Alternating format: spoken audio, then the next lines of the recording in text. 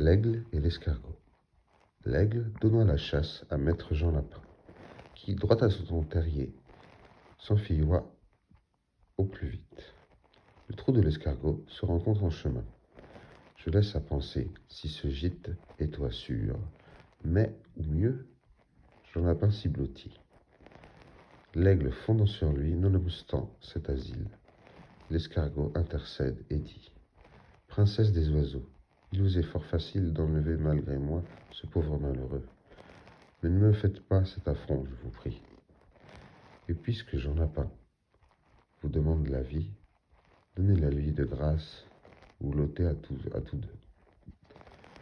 C'est mon voisin, c'est mon compère, l'oiseau de Jupiter, sans répondre un seul mot. Choque de l'aile l'escargot, l'étourdit, l'oblige à se taire. Enlève Jean Lapin. L'escargot indigné vole au nid de l'oiseau, fracasse en son absence ses œufs, ses tendres œufs, sa plus douce espérance. Pas un seul ne fut épargné. L'aigle étant de retour et voyant ce ménage, remplit le ciel de cris, et pour comble de rage, ne sait sur qui venger le tort qu'elle a souffert. Elle gémit en vain.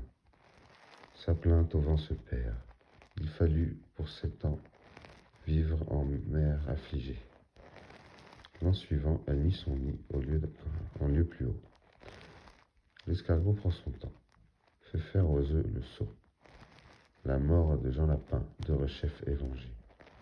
Ce second deuil fut tel que l'écho de tous ces bois n'endormit de plus de 6 mois. L'oiseau qui porte Ganymède, du monarque des dieux, enfin implore l'aide. Dépose en son giron ses œufs, et croit qu'en paix ils seront dans ce lieu. Que pour ses intérêts, Jupiter se verra contraint de les défendre. Hardi qui les iroie la prendre. Aussi ne les hardi que les irois la prendre. Ainsi ne les y prit-on pas. Aussi, on recommence encore. Du monarque des dieux, enfin implore l'aide, dépose en son giron ses œufs, et croit qu'en paix ils seront dans ce lieu. Que pour ses intérêts, Jupiter se verra contraint de les défendre. Hardi qui les irois les prendre, aussi ne les y prit-on pas. Leur ennemi chargea de notes, sur la robe de Dieu fit tomber une crotte. Le Dieu, la secouant, jeta les œufs au bas. Quand l'aigle sut l'inadvertance, elle menaça Jupiter d'abandonner sa cour, d'aller vivre au désert, de quitter toute dépendance, avec maintes extravagance. Le pauvre Jupiter se tut. Devant son tribunal, l'escargot corrompu fit sa plainte et conta l'affaire. Fit entendre à l'aigle, enfin, qu'elle avoua tort, mais les deux ennemis ne voulant point d'accord.